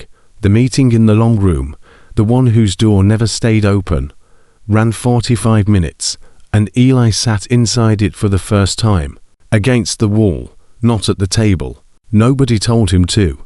He understood the geography well enough not to test it. He watched, listened, made himself useful by being still. Darla sat at the table. Raina, Doyle, Boone, Trace, and 7 others whose faces Eli now knew well enough to read the room's temperature off them. And Hargrove, at the far end, running on the specific fuel of a man who's operated on too little sleep before and knows it's not out yet. He'd brought intel. The organization that had come for Darla, not the one she'd worked for originally, but the fragment of it that survived a major disruption 3 years ago and had been rebuilding out west, had 3 people in Ridgecrest County right now. Hargrove had been tracking them for 6 weeks, since the first hint their activity connected back to his own chapter's old unresolved history with the same network. He hadn't told Reinhard, because introducing her into the equation would have changed his strategy. You were using her as bait, Reinhard said. We were using the situation. Tell me the difference. We didn't create it. It already existed. You knew she was being watched and didn't tell me. We knew the county was under surveillance. We didn't confirm it was this house until he stopped. Reinhard looked at him with an expression carrying nothing but the certainty of a line cross past debate. We're done discussing your chapter's timeline. We're discussing mine now. Who are the 3 people? What do they want? What does handling this actually look like?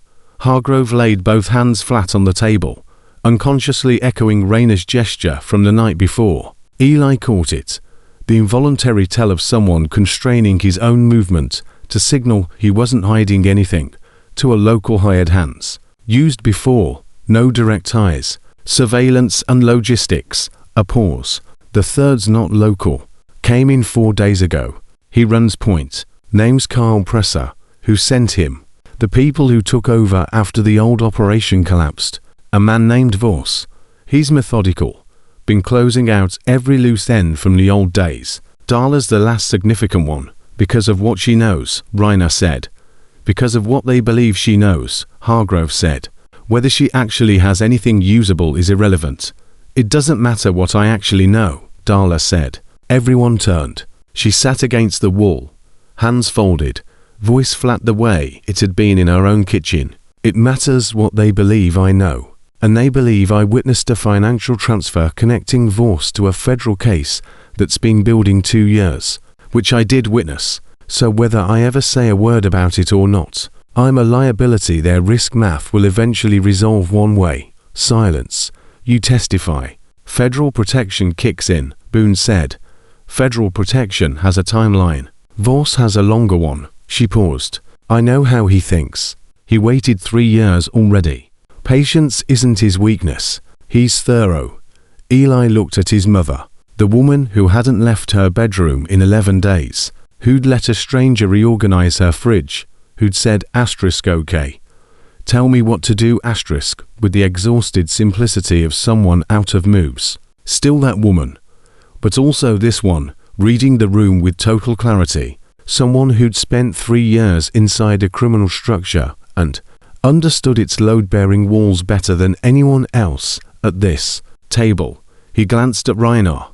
She was already looking at him, had already seen something in his face, a recognition, a confirmation, and gave him a single small nod. * I see it . What does Presser do next? Ryan asked. He waits for a clean shot, Hargrove said. No witnesses, no exposure. That's the Voss method. Slow and clean. How long? Days, not weeks. That text this morning collapsed his timeline. He knows now that we know he's here. Where is he right now? Doyle asked. Confirmed 3 hours ago. Motel on Route 17. The 2 contractors are still mobile. Doyle looked at Reinhard. She stared at the table. What are you thinking? He asked. I'm thinking, she said slowly. There's a man sitting 3 miles from this compound, came here to hurt someone in this family. And I'm thinking about what we're going to do about it. She's not patched, said Garrett, older, full white beard, rarely spoke, but always heard when he did. No, Reinhard said. She's not. Philip, Caleb Mercer was. A correction, quiet. His family is this club's business. His wife, his son. That was true when he was alive. And it's true now. If anyone here wants to debate it, I'll hear the debate. And then I'll override it. Because I sit in this chair. And this isn't close. Nobody debated it. The plan that came out of the next hours wasn't one Eli was part of. He understood why. Accepted it without resentment. 13 years old. And the operation needed people with specific histories and capabilities he simply didn't have. He sat with his mother in the main building, while patched members moved through the compound with the focused, directional energy of people transitioning from waiting to acting. Boone passed through once, stood in the doorway, looked him over. "You doing okay?" "No," Boone nodded. "Right answer," and walked off. Darla sat beside him on the bench, close enough their shoulders touched. He couldn't remember the last time she'd initiated contact like that. He didn't pull away. "I'm sorry," she said. He looked at her. "I know it's not enough," she said. "I know sorry's the smallest word for the biggest thing there is, but I have to say it anyway." She started, stopped, started again. 4 years. You were 9, and I was so afraid if you knew why he was gone, you'd stop," he said. She stopped. "I'm not going to stop loving you because of who you were before I was born," he said. "That's not how this works." Her eyes went wet, not crying, the version just before crying. "When the mechanism's gone stiff from disuse, your father said almost that exact thing," she said. "When I told him about those 3 years, Eli looked at the cracked concrete floor, sealed long ago along a line someone had patched, a repair that had held. He sounds like someone I would have liked," he said, "if I'd gotten to know him." She made a sound that was half laugh, half something else, entirely human. "You would have fought constantly. You're exactly alike." He sat with that, held it up and turned it slowly, feeling its weight outside. Engines started, one by one, building from single notes to a collective roar, the compound's fleet coming to life in the fading afternoon dark. He felt it in the floor and walls, the low resonance of machines built for exactly this kind of serious, sustained purpose. He went to the window. In the yard, in the dying light, the Ironbound Riders were mounting up at 20, maybe 25, the ones Raina had picked for whatever came next. She was among them, already on her bike, talking to Doyle on the ground beside her. Hargrove too, his chapter's patches visible at the edge of the group. They wore their vests over riding gear, patches catching what was left of daylight, and the work light snapping on against the dark, the leather, the chrome, exhaust curling up into the cold, the absolute purposeful stillness of people who'd made a decision and were now simply carrying it out. Eli had no language big enough for it. This wasn't a gang doing gang things, wasn't the romanticized outlaw fantasy people reach for when they need to make something like this feel manageable. It was a group of damaged people going to stand between someone they'd claimed as theirs and something trying to hurt her. It was exactly what his father had done alone, except now they were doing it together, the way it should have happened the first time. If Caleb had had backup, if Hargrove had spoken up 6 weeks earlier. The weight of asterisk, what if it had been different asterisk, was enormous and useless to hold on to. So he set it down. He watched Raina pull her gloves on, watched Doyle swing onto his bike, watched the line of them move single file out the gate and spread across the county road, the sound of them massive and unified in the cold air. Boone appeared in the doorway. "She asked me to stay," he said. "I know. You're not." "I know I can't go," Eli said again. "I know." Boone came and stood beside him at the window, and they watched the last of the bikes clear the gate, the sound fading by degrees into distance until it was just vibration, then just the memory of vibration, then nothing. The compound went very quiet. Darla joined them at the window, and the 3 of them stood in a line staring at the empty yard. "What does Presser look like?" Eli asked. "Hargrove's file," Boone said.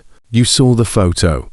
"I'm not going anywhere. I just want to know." Boone was quiet a moment. "Medium height, 50-something, grey at the temples. Wears a blue jacket." Eli nodded, stood at the window, and listened toward Route 17, 3 miles northeast, where Hargrove's intel had placed Carl Presser 3 hours ago. Nothing, just cold and dark, an empty road. Then his phone rang. Not a text, a call, unknown number. He looked at Boone. Boone's face went very still. "Don't answer it." It rang again. "Eli, don't," he answered. The voice on the line was medium register, unhurried, delivering something clearly rehearsed. "I know where your mother is. I know where you are. I know the club went to that motel." A pause. "There's nobody at the motel. Tell Raina Cross that Carl Presser was never there." The line went dead. Eli lowered the phone. Boone was already moving, across the room, through the door, phone already up, already dialing. He'd made it 3 steps outside when the compound's south perimeter light went dark, not flickering, cut clean. Boone froze. At the south fence line, something moved in the sudden dark. Not one person, several, moving with the practiced economy of people who knew exactly what they were doing and weren't here to talk. Boone turned back. Get your mother. Work bay. Now. Eli was already moving. Behind him. Boone spoke fast and stripped down into his phone. Code more than language. The compressed version people use when every syllable costs something. They're here. Compound, south perimeter, 3 minimum. Rhino. They're already here. Eli grabbed his mother's arm and ran. The work bay sat 40 feet across the yard. And that yard was dark now on the south side. Half lit on the north, from the overhead work lights still burning. The most exposed 40 feet Eli had ever crossed in his life. Not physically hazardous ground, just ground with people on it, whose intentions hadn't been announced. And that silence was the most terrifying part of all. He ran with his mother's hand locked in his, and she ran without hesitation, without needing to be told. The unsentimental efficiency of someone who'd rehearsed this scenario, in some form, more times than she'd ever admit, and whose body remembered even after her mind had tried hard to forget. They hit the bay door. He hauled it open, pulled her through, slammed it shut behind them, and stood in the dark with his back against it, heart pounding, not metaphorically, physically loud. In his jaw, his fingertips, the backs of his knees, 8 motorcycles lined up in the dark, the smell of oil and cold metal and residual engine warmth. Sounds outside on the south side. Not wind. His mother's hand in his told him everything the darkness kept from her face. Tight, controlled, deliberate, scared and functional at once. Okay, she said quietly, voice steady. How many ways out of here? Main door, the one we used, and the far end, opens to the east yard. What's in the east yard? Storage sheds, fence, past the fence, timber, county land, runs about a mile before the next road. She was quiet a second. Anything in here we can use. He thought of Boone's tools, the workbench, the cabinet near the far wall with the emergency kit, first aid, flares, Doyle's handheld spotlight for roadside calls. Yes, show me. They moved through the dark bay, one hand trailing the nearest bike frame for orientation. His mother beside him. Outside. The sounds from the south fence were getting closer, and somewhere 3 miles northeast, on a road past an empty motel, 25 motorcycles were turning around. He found the cabinet, opened it, closed his hand around the spotlight, didn't switch it on. That would announce their exact position. He held it, breathed, listened. The sounds outside were very close now. Not wind, not the compound's usual night noise. Boots on gravel, moving with deliberate quiet, the kind of sound that betrays itself precisely through the effort to make none. The main door shifted, not open, the handle, compressing under pressure from the other side. Someone testing without yet committing to push through. Eli stood holding the spotlight. His mother stood beside him. The handle held a beat longer, then moved again, decisively this time, the door swinging inward, cold air rushing through the gap like a held breath finally let go. In the thin ambient light bleeding through, he saw the shape of someone stepping in, and behind them, another, and neither moved like men who'd come to talk. Eli raised the spotlight. He thought of his father at the stove, back turned, humming something low and off-key. He thought of a man who'd walked out one morning and made himself into a target, so the people he loved would have time. Asterisk, I get one move. Asterisk, he thought. His thumb found the switch. He hit it. The bay erupted in white light. The 2 men in the doorway staggered back, hands flying to their eyes, pupils slammed from total dark into full halogen. In that window, maybe 3 seconds before they recovered, Eli did the only other thing available to him. He grabbed his mother's hand and ran toward the far end, the open east side, the storage sheds, the fence, the timber, and the county road a mile beyond it. He didn't look back. Behind them, shouting, recovering footsteps, and then, closer, much closer than should have been possible, a motorcycle engine turning over, then another, then a sound building from two into something enormous, inevitable. 25 bikes running full throttle down a county road, closing the 3 miles fast, traveling toward the compound like a wall of weather rolling across open ground, unstoppable, coming with the exact urgency of people who'd understood precisely what asterisk they're already here asterisk meant. Eli hit the open east end of the bay at a dead run. Cold slammed into him. His mother's hand stayed locked in his. Behind them the bay glowed white and loud with two men regaining sight and purpose. Ahead, fence, timber, road, all around, the sound of the Brotherhood swelling through the cold night like a frequency the ground itself carried. Eli Mercer ran into the dark, his mother's hand in his, spotlight in the other, 13 years old, having done the one thing available to him, and somewhere in the next 30 seconds, he was about to find out if that had been enough. The timber was dark, cold, and indifferent to all of it. Eli ran with his mother's hand locked in his, and the spotlight beam bouncing ahead through the trees, necessary, because the ground was uneven, laced with roots and frozen dips that could take a knee without warning, and dangerous, because light in dark timber carries. He knew it, ran anyway. He'd spent long enough running blind already, behind them, past the bay, past the compound, sound converging from multiple directions now. Not just engines, voices, something that wasn't quite a crash but close. A shout cut off mid-syllable. He didn't stop. His mother ran beside him with a fluency that surprised him. Not the labored stride of someone unused to running, but the low, efficient movement of a body that remembered how to move under pressure.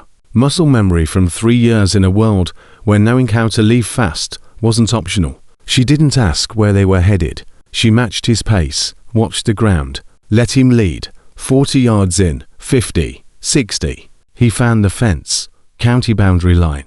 Old barbed wire on cedar posts, for strands, solid enough to hold and fragile enough to work with. He knew exactly where it was, having walked this perimeter twice in his first week at the compound, learning geography the way he learned everything, by moving through it until it lived in his body. He swung the light along the nearest post, found the spot he remembered, third post south, bottom strand rusted through at the staple, hanging low enough to open a gap between the second and third wires. Here, he lifted the second strand, spotlight tucked in his elbow, and his mother slid through sideways, barely brushing the wire. He followed, the top strand catching the back of his coat. He tugged free without really registering it, on the other side. Raw county timberland. No paths, no structures, just old growth and second growth trees that had no idea and no interest in what was happening among them. He oriented east and ran. 3 minutes 40 seconds later, sound reached them. Not pursuit, not boots crashing through frozen brush behind them. Motorcycles, coming from the east, from the county road running parallel to this stretch of forest, the exact road he'd been aiming for. Through the trees ahead, headlights strobed across the road surface between trunks. He stopped. His mother stopped beside him. They stood breathing clouds into the freezing air while the sound grew until it swallowed everything else, the cold, the dark, the whole forest reduced to backdrop for that single unmistakable sound. People arriving with purpose. They broke through the tree line onto the road shoulder. 30 seconds later, the bikes were already there. 6, 7 of them. The ones Reiner had peeled off to cover the east approach the instant Boone's call came through. Stopped on the shoulder. Engines running. Headlights aimed straight at the trees. When Eli and Darla stepped into the glare, they were momentarily blinded. Pure white halogen after total darkness. And then figures resolved out of the light. Doyle, off his bike and moving before Eli's eyes had even adjusted. The biggest thing in the light, and somehow also the most controlled. A man who'd already assessed the situation, and was simply doing exactly what it required. Anyone hurt? He said. No, Eli said. Doyle nodded, turned back to the road, signaled to riders behind him. They peeled off toward the compound at speed. "Get on," he told Eli, already moving to his bike. "My mother. Garrett's got her." "Get on." Garrett, the older man, white beard, the one who rarely spoke, was already positioned beside Darla, the two of them exchanging the brief, functional communication of people with no time to negotiate. Darla glanced at Eli once. He looked back. She climbed on behind Garrett. He climbed on behind Doyle. The road blurred beneath them. The compound, when they came back through the gate, was lit up in a way it never had been before. Every perimeter light, every work light, the lamp over the main building, and in that full, unforgiving light the scene was completely visible, which was both a mercy and a difficulty to men Eli didn't recognize sat zip-tied against the south fence, pastures of men who'd had control taken from them fast and completely. A third, medium height, grey temples, blue jacket, exactly as Boone had described, sat apart, closer to the main building, held with a different, more careful kind of containment. Carl Presser. Eli looked at him from the back of Doyle's bike as they rolled in, and Presser looked back, his face professionally blank, trained to give nothing away to observation, to treat being watched as just weather. But his jacket was torn at the shoulder, blood dried dark across his knuckles, and beneath the composure sat the faint evidence of a man whose calculations hadn't accounted for a compound with 20 riders, absent, and discovering that absent and unavailable were two very different things. Reiner stood near him, not touching him, keeping a specific distance, close enough to establish the situation, far enough to signal it was settled. Her vest was undamaged. Her face carried that same stripped-down quality from the corridor earlier, all the layers gone, just the essential self left standing. She looked at Eli as he dismounted. He looked back, then at Presser. "That's him," he said. "Yes, is it over?" She paused. "The two contractors will talk to law enforcement. Hired help, limited knowledge, plenty of motivation to cooperate for consideration. Presser's different. He has information on what federal agencies have been building toward for 2 years. You're handing him to the feds. We're facilitating a conversation," she said, "between Presser and people with authority to offer him things we can't. And once that conversation happens, your mother's name and location stop being worth much divorce, because the whole structure that needed her silence falls apart." Eli looked at Presser. Presser looked back, and something in that trained blankness recalculated. The very slight, very managed look of a man revising an assumption while staring at a 13-year-old standing in a lit-up compound after everything that had just happened. "He came here for my mother." Eli said double quotes yes. "And now he's the reason she's safe." Presser said nothing. "That's the situation." Reiner said. Eli stood in the cold light and breathed, and looked at Carl Presser a long moment. What he felt wasn't triumph, wasn't clean relief. It was more complicated than that. The way most true things are, the specific weight of an outcome that cost the people he cared about enormously and landed at workable though than good, and the gap between those two words being everything. He turned and went to find his mother. Darla sat at the long table in the main building with a coffee she was actually drinking now. Boone sat at the far end, forearm wrapped in a field dressing, a cut that looked worse than it was, the kind of injury someone whose relationship with pain was long settled treated as data rather than event. Darla looked up when Eli walked in, held his gaze a long moment. He sat beside her, and she wrapped an arm around him, and he leaned into it, and neither said anything for a while, which was exactly right. Boone glanced over from the other end of the table, glanced back down at his arm, and said nothing either. Also exactly right.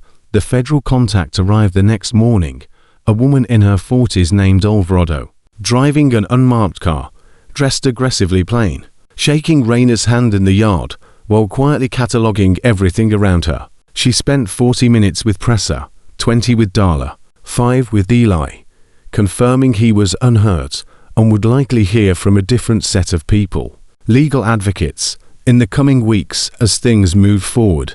He said he understood. She left with Presser in the back seat. The 2 contractors had already been collected before dawn by county deputies, called in by Raina at 3 a.m. with information she never fully described. The compound went quiet after that. The specific quiet of aftermath. Not nothing happening, but everything compressed, finally releasing. The air normalizing per to the pressure passed through and left it different, but breathable. Sustainably breathable. The kind of air you could actually build a life inside. The custody hearing landed in the 2nd week of December, in the 18 days between the night at the compound and the hearing date. Things happened the way most important things happen, not in scenes, but in small accumulating moments only visible as significant afterward. Darla drove herself to 2 appointments with a counsellor in town. Eli knew because she told him, not before, but after, sitting at the kitchen table with her coffee. REPORTING on it, the way people report things they've decided to hold themselves accountable for, by saying them out loud. She didn't describe the sessions in detail, just spoke in the practical terms of someone committed to a process without overpromising where it led. It helps a little, she said after the 2nd one. Might help more, okay, Eli said. That was the whole conversation. And it was enough. He went to school every day. Not complicated anymore. Actually the easiest it had ever been, because the weight he'd been hauling to school every morning for 4 years had been redistributed, parceled out among 100 people who'd all decided it was theirs to carry. The formal learning assessment happened on a Tuesday. Dr. Castillo ran it over 3 hours in a small county office, using methods that didn't require Eli to demonstrate skill in the exact area where he struggled. At the end, she laid out his cognitive profile in plain, direct language, not softened, just accurate, describing a mechanism and how it worked. Visual spatial reasoning, 94th percentile, verbal comprehension, 88th, reading decoding, the mechanical process of turning written symbols into meaning, 23rd percentile. Not a measure of intelligence but a specific, well-documented neurological difference with an established name, and genuinely positive outcomes for people who received proper support. He sat with that. Why didn't anyone catch this before? He asked. They should have, Dr. Castillo said. I'm sorry they didn't. 3rd time in his life an adult had said that to him. Or something close to it. Boone in the bay, Rhino in the kitchen, now Dr. Castillo in this small office. And he was starting to understand that the rarity of those words wasn't something he'd done wrong. It was something that had been done to him. The difference mattered. He brought the report home and read the summary 3 times slowly, using the strategies Dr. Castillo had shown him, the larger font, finger tracking under each line, breaking long blocks into small sections. It took far longer than it would take most people, and he understood most of it. Exactly the ratio Dr. Castillo had described as typical for his profile. He left it on the kitchen table beside his homework. Darla picked it up that evening while the kettle heated, read it at the counter, and went quiet when she finished.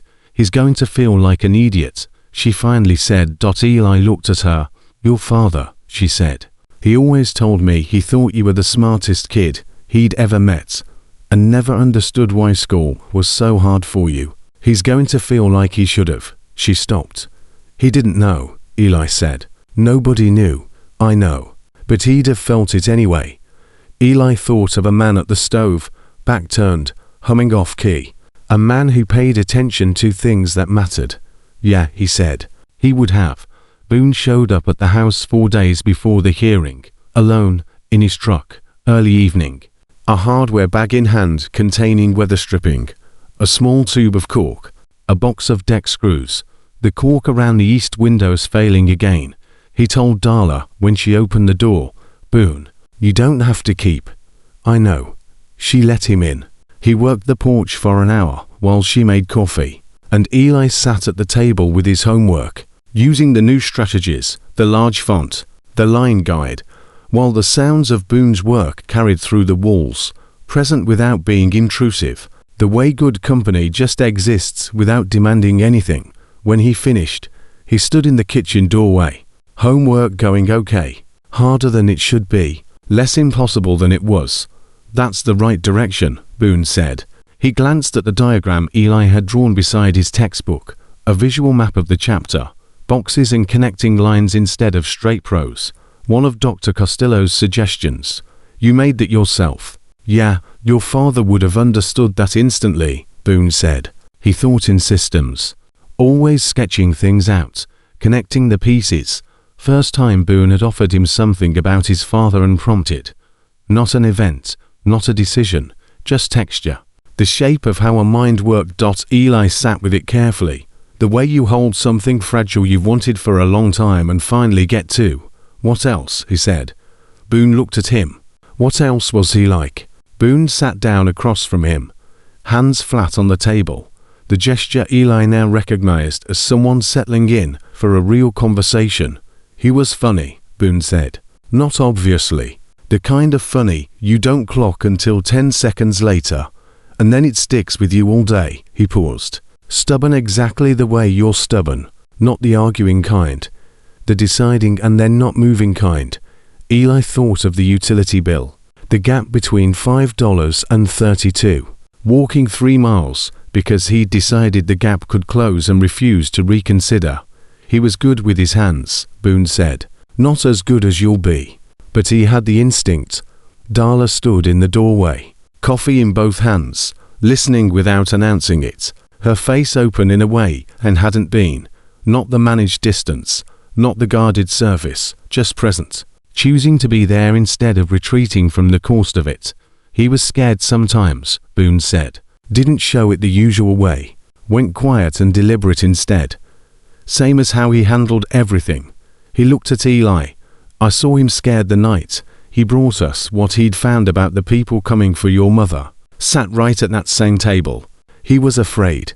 And he didn't let the fear make the call. He made the call. And let the fear ride along beside it.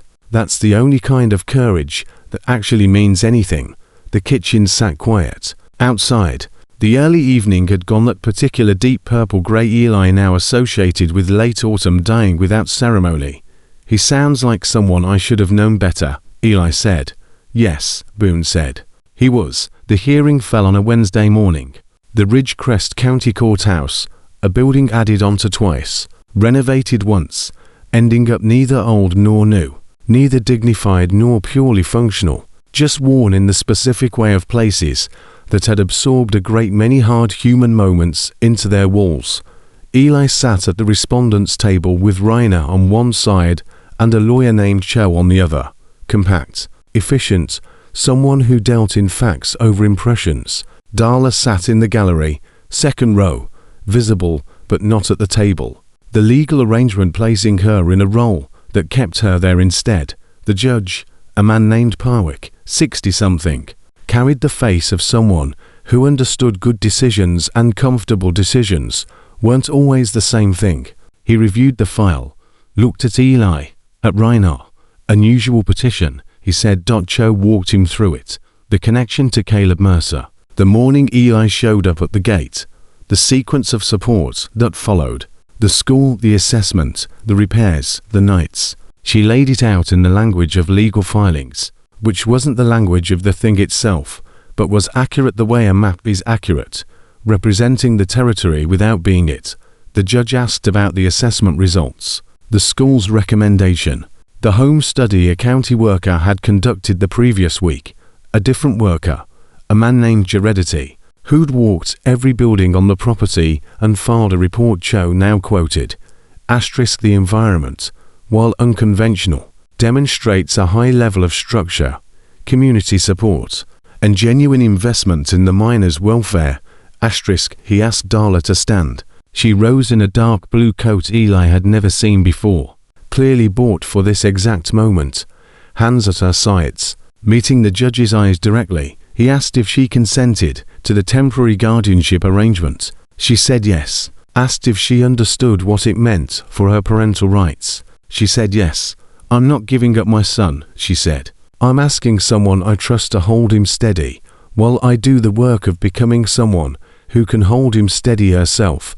The judge studied her a moment, then turned to Eli. Son, he said, a generic address, and it landed with weight anyway. Do you want this? Eli looked at Rainer beside him, at Cho's composed expression, at the gallery, at his mother standing in blue, through the courtroom window at the flat grey sky, and the strip of county road visible between buildings, and beyond it, not present in the room, but present in the way real, permanent things are, the compound, the long table, the work bay, the 8 bikes he could now clean and diagnose with his hands, while his mind ran the maps and diagrams that were its native language. 100 men and women wearing a patch with a name stitched into it. His father's name. Yes, he said. Outside. The cold was waiting. Full December cold now. No longer tentative, having committed completely to what it was going to be. The sky sat low and grey. The bare trees along the courthouse walk stripped down to their essential structure. They came down the steps, and the Brotherhood was there, not all 100. That would have required an impractical coordinated absence from everyone's Wednesday morning, but enough. 30, maybe 35. Bikes parked along the street, engines off, standing beside their machines with the patient stillness of people who'd decided this morning required waiting, and had committed fully. Doyle stood at the front, not a man who arranged his face for show. Whatever was there was there. What was there now was quiet and complete. The look of someone who'd lived long enough to know which mornings mattered, and had shown up for this one. Rainer walked beside Eli down the steps. Not a woman for ceremony. Everything handled with economy and no flourish, but something in the way she carried herself this morning, the sense of arriving somewhere she'd been building toward, was the closest her nature allowed to ceremony. She stopped at the bottom. Eli stopped with her. He looked at the men and women lining the street, the bikes in formation, the cold air moving between them, the total stillness of people witnessing something rather than performing it. Nobody cheered. Nobody spoke. Nobody made a gesture. They simply stood. The way mountains stand, not performing standing, just being what they are. Doyle gave him a nod that measured maybe a centimeter and carried everything a centimeter can carry from the right person at the right moment. Darla came down and stood beside him, her hand finding his, not the desperate grip from the timber, but the other kind. I'm here. I know I wasn't enough before. I'm here now. He held it. Boone appeared to his left, arms crossed, running some calculation and landing on an acceptable result. So, Boone said. To no one in particular, nobody answered. The cold moved through all of them equally. Back at the compound, Eli cooked. Nobody planned it. Nobody announced it. He simply walked into the kitchen of the main building and made the thing he knew how to make. The thing that had started all of this. Eggs fried until the edges crisped and the centers held soft. Sourdough pressed thick on the griddle until the surfaces darkened and the butter worked into the grain. He made enough for everyone in the building, which wasn't a fixed number, because people kept wandering through for coffee and staying. He cracked 32 eggs before he lost count. Rainer walked in, took in the operation, said nothing, picked up a dish towel, and started passing plates. Darla sat at the far end of the table, watching her son feed 100 people with an expression that belonged to someone watching something exceed every version of it she'd been quietly carrying around without knowing. Boone brought Eli a plate at the stove without being asked, because Eli had been cooking 40 minutes without eating, and that kind of quiet attentiveness never announced itself. The main building was loud, the volume of a lot of people eating and talking in close proximity, a completely different register from the tense, deliberate sounds this building usually held. This was domestic noise, the sound of people who'd survived something together and were now eating breakfast. He listened to it and thought about his father, not the 4-year absent-shaped version he'd built out of not knowing, assuming a man who'd simply chosen to leave, the real one, Caleb Mercer, who thought in systems and diagrams, who was funny in the delayed way that stuck with you all day, who'd been afraid once at this exact table and made the decision anyway, letting the fear ride along instead of steering, who'd sat here, looked at these same walls, loved these people enough to die for one of them, and loved his son enough to leave instructions behind, and who wasn't here to see any of this. A fact Eli had now looked at directly and named, and could finally carry without putting his full weight on it. Asterisk, I wish you were here.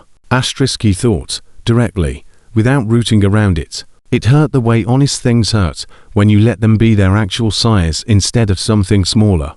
And then it did what honest pain does when given room.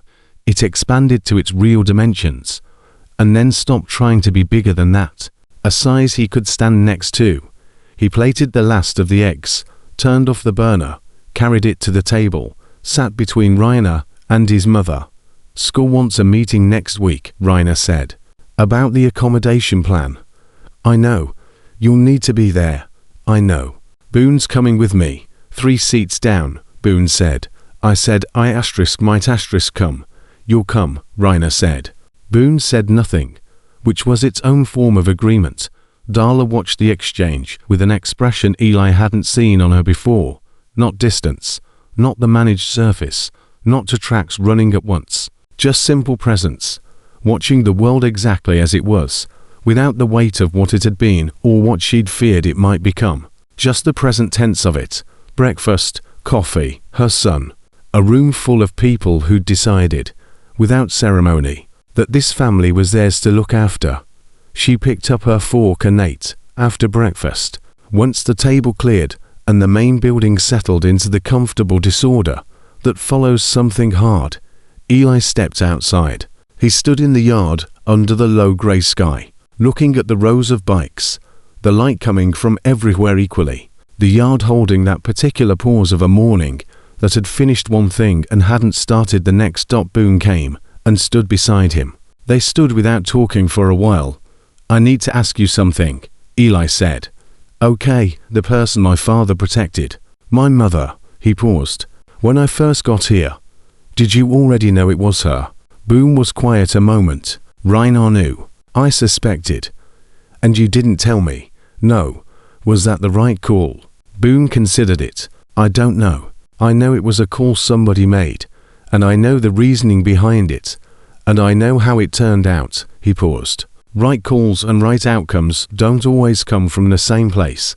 My dad would have told me, Eli said. Maybe. He also might have made the exact same call, for the exact same reasons. Eli thought about that. He would have told me, he said again, but with less certainty this time. The edges worn off the claim. Boone put a hand briefly on his shoulder. One clean contact. No lingering. Nothing more than it needed to be, which was exactly enough. Then he went back inside. Eli stayed. The compound's morning sound settled around him. A distant bike on the county road. Someone in the bay working a wrench. To men near the gate talking, the way people talk, once they've been talking so long they don't need full sentences anymore. The club's flag moved overhead in the cold air, faded at the edges from weather and years. Not any government flag, just the Ironbound Riders' own marker. He thought about the patch, about names stitched into vests, about what it means to keep someone's name after they're gone. Not obligation, not performance, but a decision by the people doing the keeping that the person behind that name was worth continuing to carry. Asterisk, your name's still there, Dad. Asterisk, he thought. Asterisk, I understand why now. Asterisk, Rainer came out and crossed the yard to stand beside him, looking the same direction he was. I want to learn more, he said. The mechanical side. The engines, I know, she said. Boone said he'd teach you. He will. And I'll need tutoring. For the reading. Dr. Costello gave me some names. We'll find the money. I'll work for it. You already do, she said. He looked at her. The patch. Boone's kind. The one you earn, not the one you're given. He said he'd give it to me eventually. He's working up to it, she said. Give him another week. Eli almost smiled. Not quite. His face wasn't practiced at it. The muscles are used to long, but the edge of one. The territory right next to it. Okay, he said. They stood together in the December cold, the morning holding them in its own particular quiet, not absence, not something suppressed, but the silence of things already said and now simply true. The silence of a morning after the night of all nights. The silence of a compound settling back into itself, somewhere past the gate, out on the county road toward the ridge and everything beyond it. One motorcycle passed at an easy, unhurried pace, and the sound of it moved through the cold air like a line of text in a language he was still learning to read. He listened until it faded. Then he went back inside. The diner, as it had become in his mind, the long table and the coffee, and the smell of breakfast easing into the slower rhythm of mid-morning. His mother sat near the far end with a second cup, talking to a woman named Petra, who carried the weathered warmth of someone who'd been riding a long time and stopped needing to explain herself to anyone. Not intensely, just a people finding common ground. The quietly miraculous kind of ordinary. Eli sat down, pulled his homework close, took out the line guide. He began, outside. 100 motorcycles waited in the cold, patient and ready, and going nowhere, exactly where they needed to be. And somewhere above his workbench, in the space over his gloves, the small patch Boone hadn't given him yet, earned, never given, already existed in the shape of things not yet happened, but simply a matter of time. The way tomorrow was a matter of time. The way the next morning was a matter of time. The way every good thing Eli Mercer had ever earned had come down to time, will, and the plain refusal to quit before it was finished. He read the first line, then the second, then the third, outside. The world kept being cold and difficult and full of things too heavy for one person to carry alone.